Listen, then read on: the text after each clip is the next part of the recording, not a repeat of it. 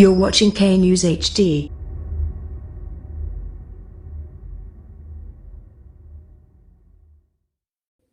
अस्सलाम वालेकुम, आप देख रहे हैं के न्यूज़ चैनल एचडी। मैं हूं किरण खान। खबर शामिल करते हैं शेखुपुरा से।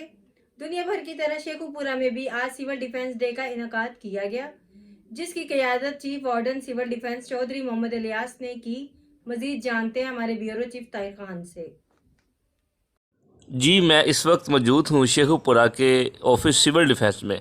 शेखुपुरा में आज मुल्क भर की तरह इंटरनेशनल सिविल डिफेंस डे का इनेकाद किया गया है, जिसमें क़यादत chief warden civil defence Chaudhry Mohammad Ilyas Gujjar साहब ने की और उनका कहना था कि इस इवेंट का मतलब इंसानियत की खिदमत करना है। सिविल डिफेंस एहलकारों की जानिब से अमली मुजाहरे भी किए गए।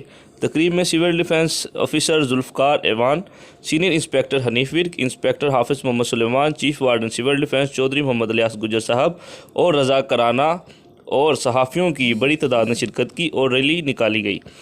रैली में पाकिस्तान जिंदाबाद और सिविल डिफेंस जिंदाबाद के नारे भी लगाए गए। रैली सिविल डिफेंस के ऑफिस से होती हुई जिना पार्क, जहाज़ चौक, मरजाक के अख्ताम पजीर हुई।